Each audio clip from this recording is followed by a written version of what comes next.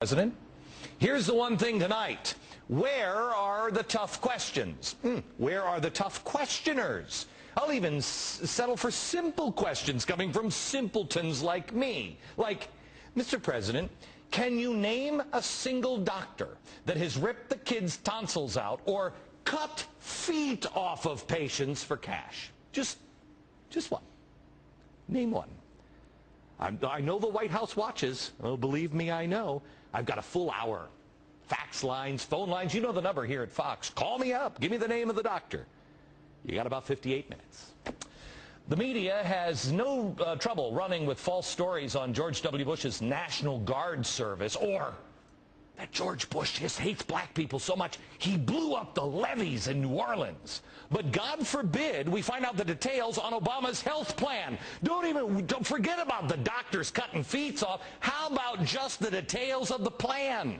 You know, other than health care for all. Oh, but yeah, but Glenn, you keep talking about the crazy death panel stuff. This health plan is great for seniors. Oh, yes. Yes, I'm sure it's going to be. I saw President Obama say the government won't pull the plug on Grandma. The rumor that's been circulating a lot lately is this idea that somehow the House of Representatives voted for death panels that will basically pull the plug on Grandma because we've decided that it's too expensive to let her live anymore. The intention of the members of Congress was to give people more information so that they could handle issues of end-of-life care when they're ready on their own terms.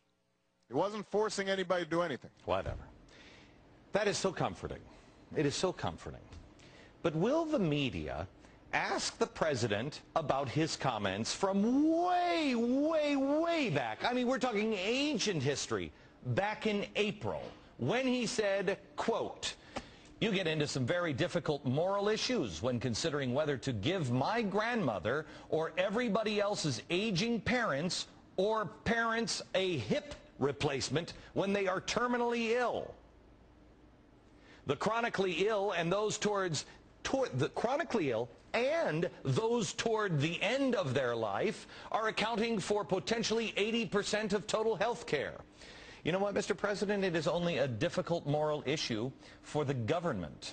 You know, even Barack Obama knows what you should really do when he said, quote, "I don't know how much that hip replacement cost, but I would have paid for it out of my pocket for that hip replacement because she is my grandmother." Well, why doesn't somebody else besides Major Garrett and Jake Tapper? I mean, I know Major Garrett doesn't ask the questions at the White House because he's never called on. I wonder why.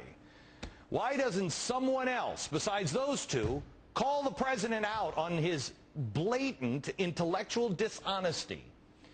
You know, which do you believe? Do you believe, hey, I'm not going to pull that plug thing, or, you know, old people's cost per breath ratio? Which one? Which one? You can count on the media to show up when Sarah Palin says anything. When Sarah Palin says she's worried about the prospects of her special needs child, Trig, being at the mercy of death panels under universal health care. The media blasts her. She's a kook. Well, why is that so ridiculous to ask that question after you see what we showed you last night about the czars and the people around the president and what they believe about children? When you look at what his closest advisors believe, how is that crazy? Palin is not the one with the complete lives system. But Obama's advisors are. And apparently, as the April interview revealed, Obama is concerned about those old people as they soak up to 80% of health care costs. Oh, it's such a moral dilemma. So these old people, yeah, I mean, sure, they have lots of candy around the house, but gosh darn it, they're so expensive to keep ticking. You know what I mean? Of course, the rationing talk is all predicated on an emergency or a crisis.